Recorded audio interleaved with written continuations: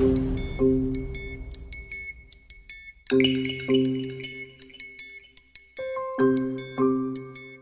and my twin brother, we came home one day and everything in the house was gone. My grandpa, he was the first Black hotel owner in St. Louis. So we stayed out in our cars, right? It was about 5 hours away from our house. Drove like 12 hours out to Chicago and delivered these packages and got a call back. I would look over in Silicon Valley and I would see people very calm, relaxed, and their companies are worth billions of dollars. This new generation, they have not been in a physical bank location. We started StoreCash because my nephew called me and was asking me for money. My co-founders are amazing. They just do what they need to do. I do not think that people are racist in Silicon Valley. I just think that they haven't seen it from us. You are normally right and believe in yourself. Don't second guess, move fast. You never know who's going to be helpful. What's up, Unfound Nation? Dan Kihanya here. Thanks so much for checking out another episode of Founders Unfound. That was Daricus Releford, founder and CEO of StoreCash, a company that provides mobile banking for teens, as well as for unbanked and underbanked adults.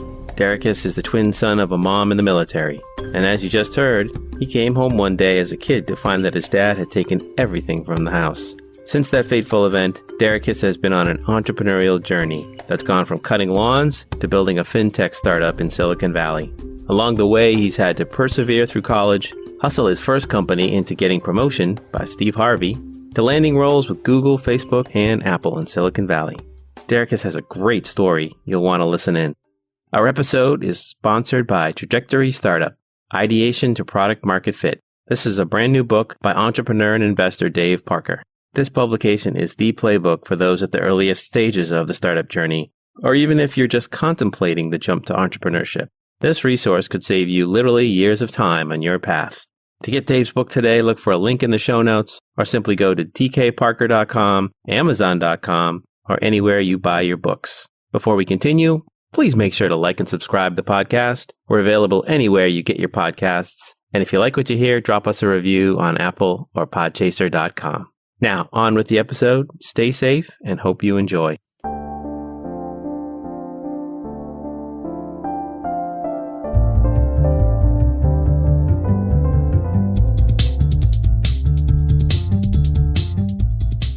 Hello, and welcome to Founders Unfound, spotlighting the best startups you don't know yet. We bring you stories of exceptional founders from underrepresented and underestimated backgrounds. This is the latest episode in our continuing series on founders of African descent. I'm your host, Dan Kihanya. Let's get on it. Today, we have Daricus Releford, founder and CEO of StoreCash, a company that provides a mobile bank for teens and adults, allowing them to earn cash back at over 350 major retailers, and, along the way, learn financial literacy. Welcome to the show, Daricus. We're super excited to have you on. Thanks for making the time. Awesome. It's nice to be here. Before we get started into who you are, let us step into what is exactly StoreCash. Can you tell us quickly what is StoreCash? StoreCash is a way for teens and adults to allow them to request and instantly use funds directly from their phones. We started StoreCash because my nephew called me and was asking me for money. So I told him to download Venmo, like we always do, or Cash App, and I'll send it over to him. And I later found out he not only needs to be 18 years or older, but he also needs a bank account in order to receive and use those funds. And then later we found out there are over 56 million unbanked adults that don't have a way to receive or use funds directly from their phones. So that's when I started looking at solutions. And we found a way to allow teens to do this via the mobile device and also these unbanked adults to provide a better way for them to not just learn financial literacy, but to also give them major discounts back at these retailers. I love it. And I'll tell you something. I'm an old dog, long in the tooth. 20 years ago, just about 20 years ago, I worked on this for an incubator. This is before PayPal. And we saw the need then. And so it's amazing that there's still that sort of hole in the market. So I'm super excited to dig more into StoreCash and how it works and the rest of the origin story. But let's start off by understanding who Daricus is. Let's hear a little bit about where did you grow up? Do you have brothers and sisters? Tell us a little bit about where you come from. Yeah, so I'm a military brat. I actually started entrepreneurship when I was 12. Me and my twin brother, we came home one day and everything in the house was gone. Our father, he had a drug addiction. This is maybe the 30th time of him taking everything out of our home to feed his drug addiction. So that's when me and my twin brother, we wanted to help our mom. At the time, she was off on a military trip, and we just asked our friend to borrow his lawnmower and started mowing lawns. And the summer had just started. By the end of the summer, we had about 3,800. And then we did this whole thing again next summer. We did about 5,200, and that was at about 13. And then we moved and bought a hot dog cart with the earnings that we made from the lawn mowing. Okay, hold on a second here. You've already told me about all like more entrepreneurship that most people do in their whole life, and you're still a young person. But I want to go back to that moment when you, I guess you said it happened before, but that moment when you come home and see there's nothing there. I mean, did you think you were robbed, or did you kind of know that this is possibly what your dad did, or how did you react to that? We pretty much knew what it was because we had dealt with it all of our lives previously to that moment. We just hoped that, this time our mom, she was on a military trip for a few months, and we hoped that he would try to do his part and help out. That day we came home, we knew we had to do something because my mom, she was trying to do what she could to take care of the family. And we were only 12, but we said we were the men of the house. So it was a pivotal moment for us. I can only imagine. I mean, it's amazing to me that at that age you had the maturity and I guess the grasp of like this needs a solution, because there's many people in that situation, especially that young, would be like, let me go find the system or some other safety net, right? There's many possible solutions to that situation. The fact that you decided to be an entrepreneur, or you and your brother decided to be entrepreneurial, is pretty amazing to me. I don't know. At the time, just wanted to help our mom. We know she had so much that she was trying to do with us, and there was three of us total. I guess went into helping the family mode and just tried to help her the best way we could. That's pretty amazing. I'm super impressed. I mean, me as a 12-year-old, I was lucky enough to do a paper route, and that sometimes overwhelmed me. So, so you started to talk about sort of this process of mowing lawns, and then you started to talk about a hot dog cart. Tell us a little bit more about that.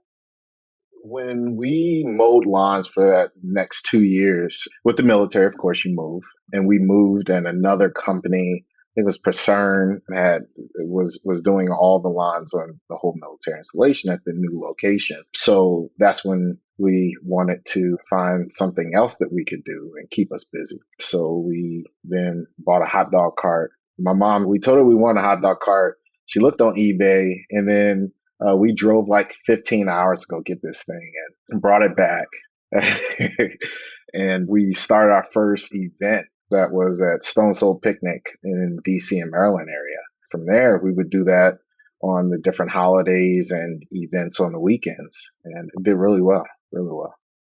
I'm just blown away. I mean, this is old school, grind it, hustle type entrepreneurship. And to do so, there's some instinct obviously built into one or both of you about this. And this is always a question that comes up when we talk to other founders, is like, was this something inside of you waiting to get out, or was it nurtured and it emerged? But it's pretty clear that you had sort of this instinct, and maybe it was out of necessity. But like I said, people could have gone different directions. So that's pretty amazing. So were you doing this through high school?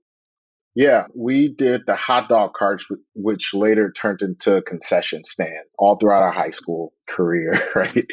We were doing about $6,000 on weekends at different shows that we had went to. It did really well. It was fun. One question popped into my mind. It's really interesting is, so having a parent who's in the military, the interesting thing about the military, it totally prepares you in some ways for potentially being an entrepreneur. But at the same time, it's also very rigid, very structured, there's a lot of rules, and you follow those rules to the letter. And entrepreneurship almost sometimes is kind of the opposite, right? It's like there is no rules. And so you got to make them up as you go along or find your way through. Was your mother supportive of your entrepreneurial instincts in a way that felt like not just this is great because you're helping the family, but did she support you in a way that was you could keep doing this, like this could be who you are? So earlier years, when we were much younger, my mother, she would sell clothes at boutiques and different things like that. And my grandpa, which of course I never met or real early in my years, he owned a hotel. He was the first black hotel owner in St. Louis. Ah, there it is. So it's in the DNA. It's in the blood. I get it now. Yeah. He was a pretty big deal in St. Louis. And my mom, she had that entrepreneurial spirit. And we always, of course, wanted to kind of get into it after we saw her. And I don't know, it just took off from there. That's awesome. And so as you were thinking about college or after high school, how did you think about what was next? I mean, did you think about business? Did you think about, well, this has gotten me to a certain point through growing up and now I'm going to go on to be a doctor or something else? I mean, how did you think about where your life was going to go as you were thinking about college? Coming out of high school, having a single parent, it was difficult to pay for, especially both of us, right, to go through college at the same time. So that was part of the reason why we wanted to do the concession stand more towards coming out of college, but we still didn't have enough money. So we went to Penn State, and throughout that time, it was difficult to kind of put the funds together for a dorm. So we stayed out in our cars, right? It was about 5 hours away from our house. So we stayed in our cars our first semester of college so that we could just go into college because we wanted to do entrepreneurship, but we didn't want to go into business. So we had to find a specific direction to kind of go. We went into construction management so that we could have a trade, but also have a management degree along with it.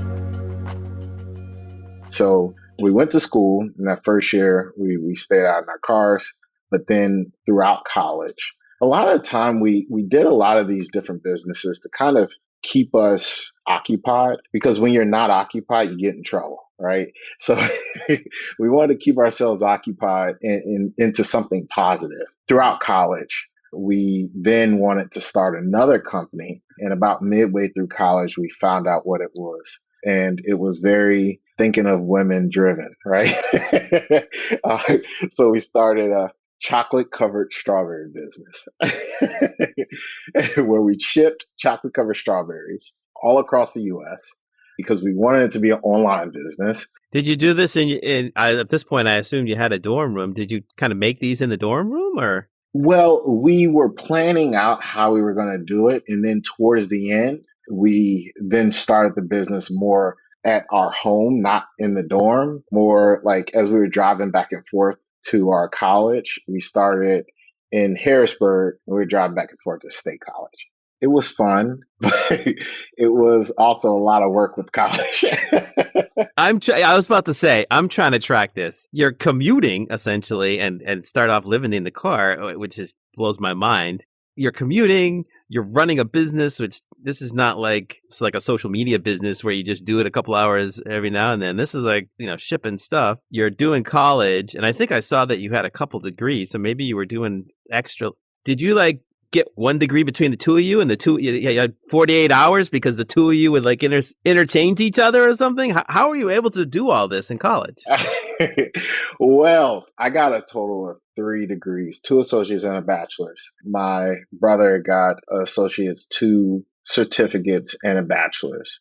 I think we like to stay busy, I guess, and do as much as we can because we value time. And that's why we instead of taking off that year to go into college, we stayed in our cars that first year because we were like, we don't want to take this whole year of our lives and we know what we need to do and not do that. So if this is what we have to do, we need to do it so that we can get out of college and get on with our lives.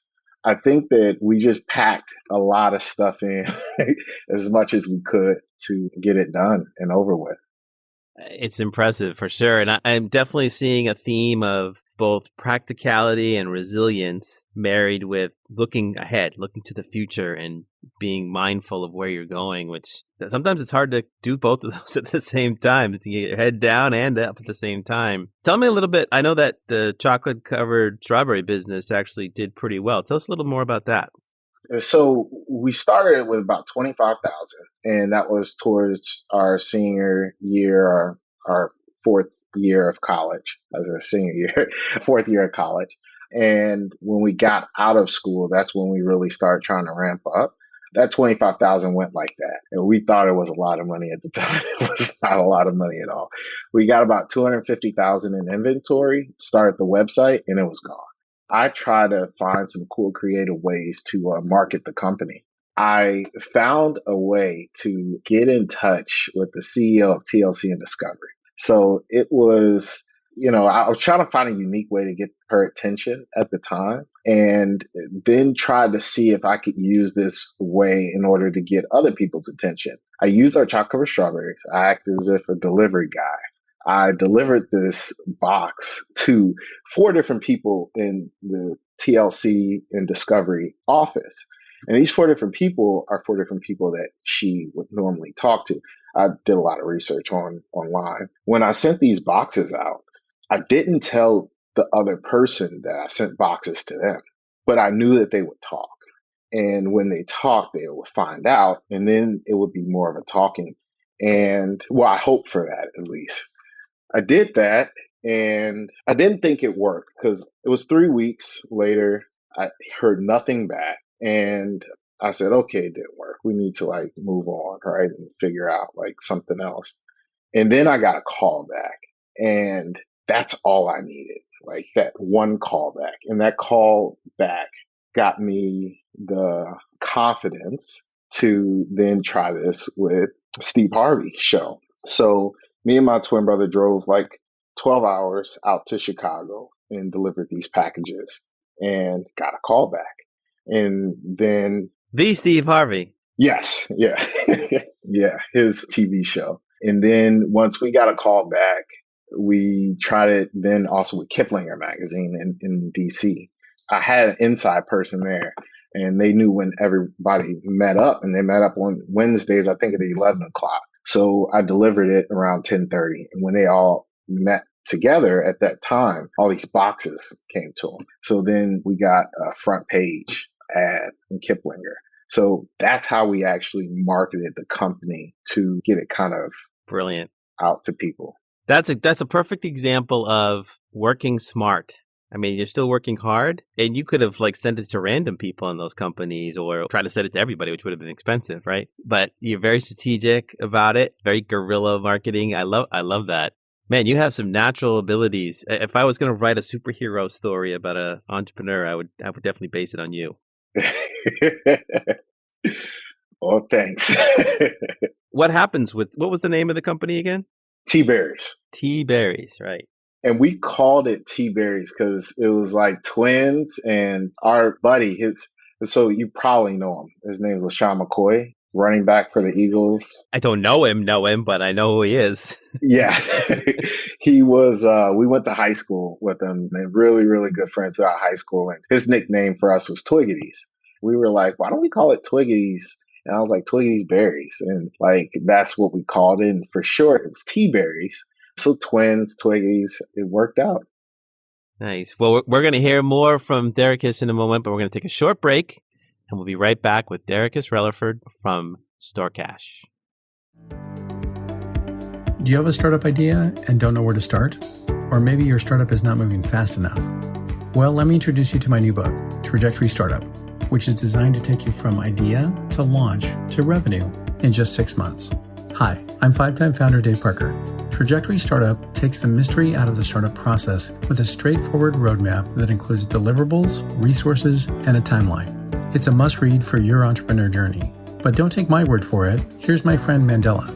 Hi, this is Mandela Schumacher Hodge Dixon, the CEO of Founder Gym, the #1 online program training underrepresented founders on how to raise capital to scale their tech startups. If there is anything I've learned from building a successful business, it's that having a playbook you can trust matters a lot. Unfortunately, Dave's superpower is simplifying the complex. And after decades of building, investing in, and studying a vast array of businesses, Dave has transformed his lessons into an easy-to-follow guide. Trajectory Startup is available at dkparker.com, amazon.com, or wherever books are sold. Get it today. So we're back with Daricus. So Daricus, tell us, I know you also spent some time in Silicon Valley. Tell us about how that happened, because that seemed like almost like a detour, but maybe there was a grand plan behind, all this entrepreneurial stuff and then going to Silicon Valley. So tell us a little bit about that. So after we built up T-Berries and later exited the company, I always wanted to be in tech. I was like super, super excited about being in tech. And at the time I was like 25, 26. And I said, if I don't do it now, I'll never do it. So hopped in my car and drove cross country to Silicon Valley. And I told myself, I said, well, I'll try it out for a summer and see how it goes. But I was hoping that it went well so I could stay. You like to drive, huh? Lots of stories of driving.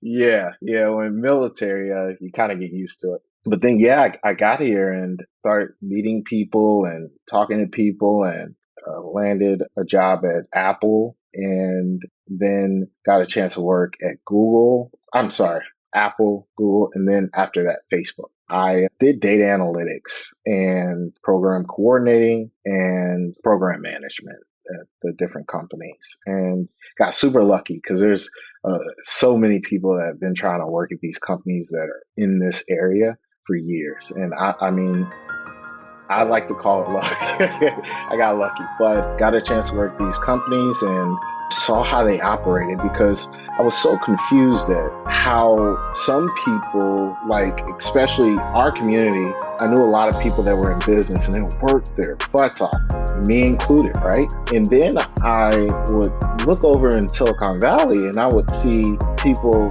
very calm, relaxed, and their companies are worth billions of dollars after 2-3 years. And I'm like, what the heck is going on over there? So I got a chance to be inside and see these massive companies and how they operated, and it was like a dream come true. And once I got a chance to see, I started realizing that a lot of these people are getting funds and getting funded by VC firms, getting funded by angel investors. And once they're funded, then they're getting more funds to do more, and they're getting funded because these are high growth potential opportunities. And it was pretty impressive to kind of see it in real time. I also went to all these startup events, and there was this new company called Tile, and they said they're going to take on the world, and they were looking for people to join the company.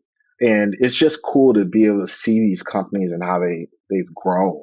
Throughout the time I was working at these bigger companies, and my nephew, that's when he texted me and asked me for money. And that's when I told him, download them our Cash App. And I later found out he's a teen, he can't. Because he needs to have a bank account, he's under 18. And that then what got my wheels kind of spinning and trying to see if I can solve the problem. So first of all, coming to Silicon Valley from a place where you didn't have tech experience, you didn't have tech networks, and successfully navigating into those three companies is somewhat lucky, but it's not 100% lucky. Let me tell you, it's about you. But what I'm interested to know, though, before we dive into StoreCash, is when you looked at those experiences, you looked at those companies, and you saw, from the inside, kind of what was going on. Did that encourage you or embolden you to say, I can do this? Or did you already have that in your mind? Like, this is just another kind of perspective that I can bring to my next entrepreneurial journey? I always wanted to start a tech startup, but I wanted to know what these people had that I didn't have. And is that why?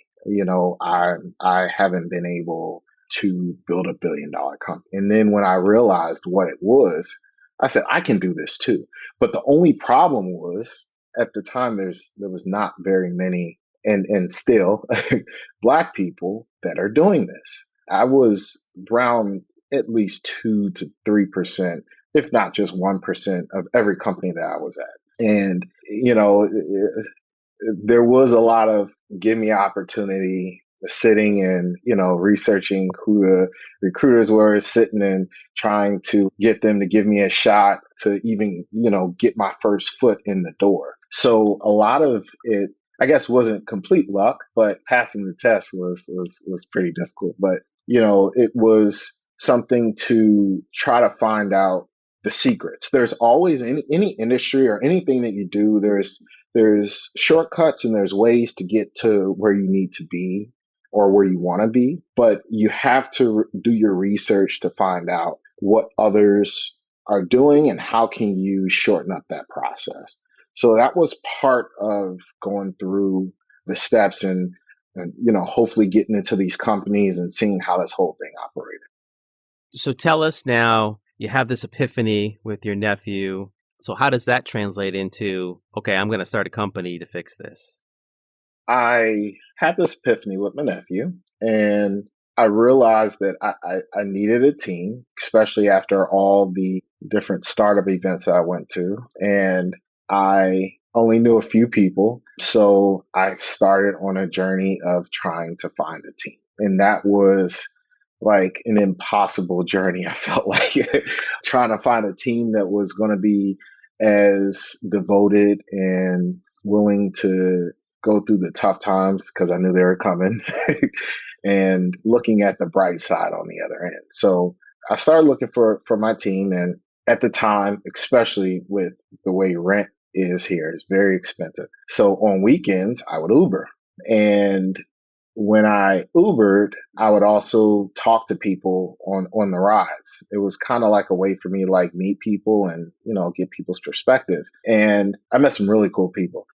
Isn't that amazing? I mean, Uber's been around long enough because I remember when you sit in the front seat and you talk to the driver about what's going on in their life, and it's not so much as much anymore, a little bit. But isn't that amazing? Now it's been around long enough that it's evolved that way. But that makes a lot of sense that you would, seeing who you are as a person, that makes sense that you'd be inquisitive that way. People here are very awkward, not in a bad way. They're awkward because they're more socially awkward. Once you start talking to them, then they start talking. But it was a good way to kind of break it up a little bit. And one day I met a guy, his name was Venkat, and I remember the ride, and I you know, was talking to him and he was talking back. And he was like, oh, so what are you doing here? And I said, well, you know, I've been trying to, you know, look for somebody to start a company with. I want to build out this company, but, you know, I'm looking for developers. And he was like, oh, really? Oh, okay. So what type of developer do you need? I was like, you know, an app developer for Android, iOS, definitely some back end and a few other things. And he was like, oh, so what are you working on? And I started telling him, you know, what I wanted to work on. And he said, well, what makes you think that you can do this? And I said, well, I said, you know, I've done a few things and I've built a few different companies before. And I told him the things that I did. And he was like, oh, okay. By the end of the ride, he was like, oh my God, you really did do all this. And I'm like, well, what do you mean? And he said, oh, I'm looking you up online. You really did do all this. I said, yeah, I wouldn't tell you if I didn't do it, right? And he said, you know what? I think you can actually pull this off. He said, let's talk later. So I talked with him later and he said, let's try to build this thing. So Venkat, who's an Indian guy, so he then introduced me to his friends. And there's a reason why I say he's Indian. But he introduced me to his friends and he got 3 or 4 of his friends to help me build this thing. Then short thereafter, he had to go back to India because of visa issues. And he said, hey, I'm glad that I could help, but you can take it from here. And connected me with all his friends. And we've been moving since. And it's been about 2.5 years. And so the rest of my co-founders, they didn't get paid for like a year and a half, at least probably around a year and a half to 2 years. And they kept working and believing in this like dream that I had. So we then got into Techstars, and then that's when everything started kind of working itself out. But it was just amazing. Like that one drive got me to this point. So That's a great story. So let's take a step back and just dive a little bit more into the product and tell us a little bit more. How does it work exactly? How does StoreCash work? Maybe give us an example of how it would be used. First, we started off with market fit, and we had found a way to allow unbanked users to request and instantly use funds via barcodes at these 350 retailers. And we had made back a 7 to 15% kickback. And then this allowed those users to, buy whatever they need to buy at these Walmarts, Targets, Five Guys, any of the 350 major retailers. They could do it via a barcode on our platform. And we did it to try to find market fit, to try to find who's using this, why do they need it, how can we improve the process, whatever. And it all kept coming back to building a bank. So a user would use it a few times and then say, this is amazing, but I need to now put my deposit into my StoreCash account. How can I do that? And we were like, we don't have those capabilities. So then they would go to Chime. And it will always be the majority of teens using this. That's when we said, okay, I think we've pretty much found market fit. We need to build this out and add the banking feature. But also now, since we get that 7 to 15% back, we can then give that percentage back to the actual user and incentivize them to get this bank account with us. And that way we can also teach them financial literacy and everything else. So we've built out the banking platform, raised some funds, and we'll be launching in about a month. That's awesome. Now, turning into a bank or offering banking, I know because I have a fintech business, there's lots of regulations and scrutiny around security and fraud issues you got to face. I guess the first question is, were you expecting all that, or were you ready for all that when you thought about expanding the platform? No. No. I wasn't either when we went through it. So with the barcodes, it was actually worse. And we found a way to solve the solution of fraud by partnering with a company and then using other companies to collect data and come out with an answer of, yes, this is the actual person. And then now with the bank, we'll also get their SSN, which will run a KYC on them. So it'll be even more secure. But at first, no, we were like, oh, we're getting users. And we were not getting users. We were getting bad users. Right. Yeah. It's interesting when you have a business that has potential to have holes in it. It seems like the people who are looking for that jump on it right away because they figure, oh, they're just building this now. They're not even thinking about security yet. And so they hop in there and all of a sudden you're like, hey, wait a minute. We're just getting going. Why are you picking on us all of a sudden? And just for our audience, SSN is social security number and KYC is know your customer. And these are terms that in the financial world have to do with essentially identifying that you're a real person and that you are who you say you are. So tell us a little bit about the journey into Silicon Valley startup land and hiring people and building team culture and those kinds of things. Have those things been preeminent in kind of what you do as a CEO? Moving here got me to understand a major piece to business, and especially working at some of these major companies got me to understand some massive pieces within business that I had no clue of. And part of it was how to treat employees, how to treat co-founders, how to treat just people in general. This is more on the East Coast, and I hate to say it, but it's more on the East Coast. But when you think of a boss, you think of a person telling you what to do and making you do this, you need to do this, and micromanaging. And getting to work at some of these bigger companies, and some of these companies that are hiring, these Stanford grads and these Harvard grads, the difference is that they treat you more like a peer, more so than a boss. And it actually makes you do more work and better work because it's on you at that point. Your boss didn't tell you. They're saying, we trust you. We believe that you'll be able to pull it off. Good luck. And you kind of go at it and figure it out. And then, of course, if you need help, they'll help you. But it was a different way of interacting with coworkers, managers. Actually, there is no word of boss in Silicon Valley. It's managers. That got me to understand that you don't need to be a butthead in order to get things done. You can just be an easygoing person. And if you get responsible people and good people, they'll do their job.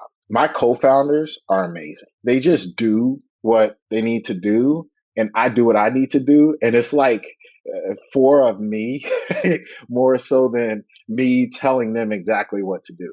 And yeah, there was, a little bit of learning curve when we started off because we need to understand and learn from each other. But since then, it's been awesome. So I learned that piece of business here and how to treat employees and how to treat co-founders. And that's been a part of how I wanted our culture to be at StoreCash. And one thing, with our previous company that I wanted to change with StoreCash is when a person does something or does something good or even just does what they're supposed to do, say something positive. And if a person makes a mistake, help them fix it, but also tell them something positive that they did while trying to do it. And that's that culture that I really want to create with StoreCash so that you feel good when you come to work. You don't feel like it's a job. You feel like, hey, if I do this really well, someone's going to say something positive. And of course, I want that, so I'm going to do it really well. And no one's going to micromanage me. They're going to tell me, what they think I should do. And yeah, sometimes I override and I say, we need to do this. But overall, they have their creative opportunity to be as creative as they want at StoreCash. And that has been pivotal for me because I'm very edge that corner off and change this and change that. Now I actually learning a lot more than I used to, being not know-it-all, but know-it-all. And then I'm actually learning, oh, hold up a second. There might be something here and I need to listen. That's a great approach. And it's thank you for sharing about the evolution. I think I went through that too, of the irony and the paradox of like, if I don't try to do it all myself and make all the decisions myself, which I think it makes it more efficient, it's the opposite. If you empower people and give them both accountability and then, like you're talking about, encouragement and make them feel joy about what they're doing and the journey, they get a heck of a lot more done than you can do on your own. Plus, they bring new ideas and diverse perspectives. So I think that's super healthy. And, one of the keys, I think, to success for a lot of startups is how you build the culture, particularly when the company's early, so that people are emulating the way you want to do it. So, but we're going to take another short break and we'll be right back with Daricus Releford from StoreCash. Do you have a startup idea and don't know where to start? Or maybe your startup is not moving fast enough? Well, let me introduce you to my new book, Trajectory Startup, which is designed to take you from idea to launch to revenue in just 6 months. Hi, I'm 5-time founder Dave Parker. Trajectory Startup takes the mystery out of the startup process with a straightforward roadmap that includes deliverables, resources, and a timeline. It's a must-read for your entrepreneur journey. But don't take my word for it. Here's my friend Mandela. Hi, this is Mandela Schumacher Hodge Dixon, the CEO of Founder Gym, the #1 online program training underrepresented founders on how to raise capital to scale their tech startups. If there is anything I've learned from building a successful business, it's that having a playbook you can trust matters a lot. Fortunately, Dave's superpower is simplifying the complex. And after decades of building, investing in, and studying a vast array of businesses, Dave has transformed his lessons into an easy-to-follow guide. Trajectory Startup is available at dkparker.com, amazon.com, or wherever books are sold. Get it today. So we're back with Daricus. Before we move on to some other topics, tell us, what's your big vision for StoreCash? If you're going to say StoreCash is a wild success in some number of years or whenever you can have that sort of big success, what does that look like for you? What would that feel like? It would be very similar to Venmo and Cash App, just in the teen and unbanked adult space. And I think we all can agree that banks are not going to be physical locations within the next decade easily. Banks are kind of going out as we speak, right?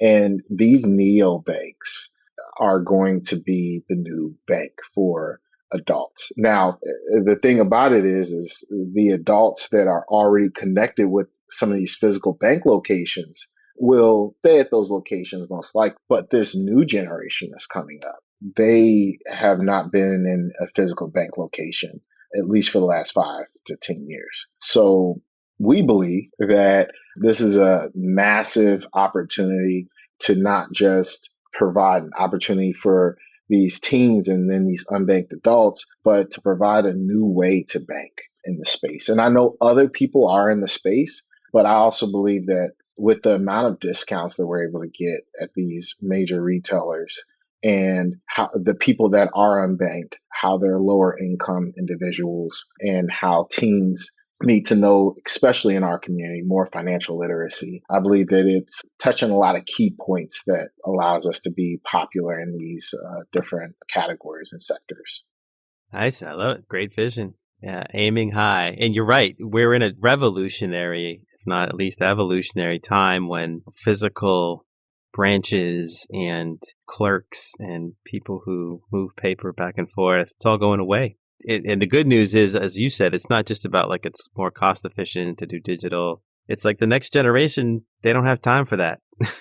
They're not going to go stand in line at some bank during their lunch hour just to, cash a check or whatever. So I think you're right on the money. So let's switch gears a little bit. Let's talk a little bit about your journey as a Black founder. One question I have, you talked a little bit about being in Silicon Valley and how you were part of a small representation in the bigger companies you were with. How do you feel about stepping out as a Black founder? Do you feel like that's something that you're reminded of in a way that makes it feel like it's an extra challenge on a regular basis, or is that something that you don't think about day to day? I like the way you worded that because it's both. So as a Black founder, being Black in tech, so California, of course, is very inclusive, just place. But I think we need to get better at naming things for what they are as just Black people. And I do not think that people are racist in Silicon Valley. And well, I'm sure there is a group, right? But the majority, I don't think that they're racist. I just think that they haven't seen it from us. And if I'm standing in a room of 10 white guys, and then there's just me, that one Black guy, and all of these guys are Harvard, right? All of these guys are from these massive schools, right? And my credentials exceed all of them. And the rest of the team is white. Who are you going to pick? I have 9 times out of 10, you're probably not going to pick me, and probably even more than that. So you have to find a unique way to either acknowledge that, get the other person to see that, or find a unique way to stand out amongst them. And if you were, for example, looking for a rapper, right? And there was 9 Black guys and 1 white guy, which one are you going to choose? And this is the part that's messed up about the US and just stereotypes and everything in the US. It's a problem. But it's also good for you to understand how it operates so that you can understand how to overcome it. And if you scream racist, then it is a standoff term for these people. And then they say, oh, well, I'm not racist. I don't like his attitude. Boom, you're already out. Like, so the way I kind of approach it, and which is funny how I approach fundraising when I was talking to investors, I told all of them, I said, hey, I know I'm raising funds. I know you've never seen me before. Probably anyone Black, you've probably never funded before. I said, but these are my credentials and I just need an opportunity. If I get an opportunity, you'll be able to see something that you've never been able to see before. And it's funny, that whole conversation that I would normally have with my investors is why a lot of my investors invested in me and gave me a shot. And, to this day, I think that they're happy with me. I know my Techstars investor, he actually told me no at the beginning. And I told him this, I said, I think it's unconscious bias that's happening due to not being able to see this actually happen in, the Black community. but be that person that makes the change and gives me that opportunity. And I won't take it for granted. I'm going to work 10x harder than everybody else. And then he gave me that opportunity. And from there, expand it from there.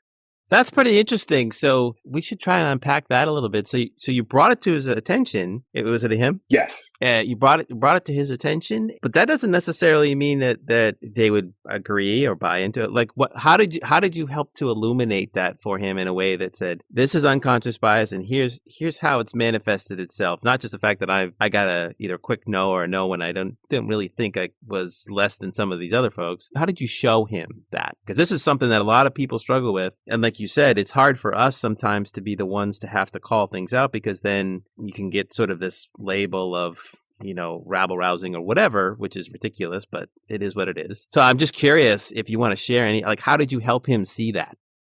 So I got a whole bunch of no's. That's why I got a million no's. And to be quite honest, one of our top competitor is a person that I was talking to about my idea, and he ran off and raised almost $200 million on it. So it's here. It is here. It's, these issues are there. When I first got here, I was very frustrated with a lot of things. And, when you get frustrated, you want to combat them with frustration, which can be perceived as anger. And you already know, they assume Black people are angry, and then it gives them exactly what they thought, and then it backfires all on you. So when I first got here, there was a lot of that from me, myself, and my frustrations. And then I said, okay, what I have to do, and I know I'm kind of a little bit all over the place here, but it was an eye opener for me, myself. I said, what I have to do is I have to act like the things that have happened in my life never happened. And I have to live as if I'm from a wealthy background and everything in my life is okay. And I think that I can trick people, and not trick, but trick people into believing that I'm one of them, just darker skin tone. And if I do that successfully, then all I have to do is overcome the unconscious bias. And everything that I try to look at in my life, I try to look at it as strategically as possible, because it normally helps me get through the difficult parts. That was the first step. But when I got I don't know. I just don't know why, but I don't think it's going to work for us. Those answers are the ones that I turned to the yeses. And those were the answers of, I like this guy, I like what he's doing, but I just don't know. I just don't think that it's going to work. And the don't think it's going to work is that unconscious bias. Because like, to get a person to say yes to $100,000 or $500,000 or $50,000, you need to have a yes, yes, yes, yes, right? And getting a yes, yes, yes, and then a no normally comes from that unconscious bias. So if you can explain that to them, and then they can understand it, and then I would always ask, I would say, is there anything that is a yes, or is there anything that's a specific reason why you said no? And if it isn't, then it's unconscious bias, and you got to give me opportunity. And that is how I would get past that little hurdle. Man, you are a courageous warrior. That takes a lot to step out on that plank, because you never know how people will react to that. So let's switch the question around a little bit. I mean, you've obviously been successful. We've already identified that you have planet Krypton blood in you, and you've got superpowers. But talk about, have there been people, organizations, events, experiences that have been uplifting or helpful for you as a Black founder? I'm going to be honest. I've had, maybe I can count on my hand, about a small amount of people that helped me out throughout this tough time to figure this whole thing out. One was a guy named Lester. He was Asian. He just met me because another lady that helped me out, and she was a white lady, and he helped me formulate how I should do this whole thing, and then help me along the steps. And he had raised a total of like $3.7 million, and was just so darn helpful. Even said, hey, you want to work out of our office, because I know you didn't raise funds. So that's why it's hard for me to say, you never know who's going to be helpful, right? Even with Techstars, there was a person that was just hired for diversity and inclusion. And the previous program, because I applied for Techstars maybe 3 or 4 times, if not a lot more. And I had told him, I think the previous one was unconscious bias. And he then helped me find the person that got me into the actual program that I actually got into. And he was a Black man, so he was just awesome. He actually left Techstars since, but he was awesome. And then I think the rest were white and Asian people. And then Marlon Nichols, he heard my story. He invested $500,000 into me and our team. Yeah, can't thank him enough. Marlon is awesome. William over at Mucker Capital, he's the first investor outside of Techstars that invested in Techstars. Ethan, it's a mix. It's a mix of, I think, 2 Asian, a white lady, 2 white guys, 2 Black guys. So you never know where it comes from. And you can't, one thing in our community is we, at least in my family, we assume anybody outside of our community is probably out to get us. And it was hard for me because I didn't know who was trying to get me, who wasn't trying to get me, and what was going on. But, that was another thing about coming out here. It opened up my eyes to see that anybody can be helpful and help you get to where you need to go. So just be open, I guess, and I hope for the best. It's great that you identify that people can come from different places, and it's about their willingness, their attitude, in my opinion, their recognition of somebody worth betting on, in your case. So we've had such a great conversation here, but we're coming to the end of our time. So one of the things we always like to ask is sort of this proverbial question, if you could go back before you were an entrepreneur. But since you were an entrepreneur at a very early age, we'll say, if you could go back to before you started StoreCash and talk to that Daricus and say, here's some things to think about, to definitely do or definitely not do, or perspectives to have, what kind of advice would this Daricus give that Daricus? Believe in yourself. I know this sounds super cocky, but you are normally right. And believe in yourself. Don't second guess, move fast. And I was going to say be more appreciative of people along the way, but I think people, they say I say thank you too much. So I think I'm pretty appreciative, but I even want to be more appreciative because it's tough. I love it. And you're so right. I mean, and unfortunately that's part of it, right? When we get to look backwards, we can say, yeah, we spent a month thinking about that and I had the idea 5 minutes after we decided to do it. Why didn't I see that? Well, we, Unfound Nation out there, our audience wants to know ways that we can be helpful for StoreCash. What are there ways that we can be helpful to you or to the company? Yeah. If you know someone that has a team or someone that's unbanked, doesn't have a bank account, tell them about StoreCash. You can join the wait list now. You can earn cash by joining the wait list. And then when we launch, you can redeem those funds and get started with one of our bank accounts. And you want to share your URL or social handles or other ways to find out more about StoreCash? Yeah, you can type StoreCash into Android or iOS marketplace, or StoreCashApp.com is our URL. And then you can learn all of what you need to learn about StoreCash. And we're excited about our launch and looking forward to anyone that wants to join our beta. If you join early enough, we'll be asking if you want to join the beta.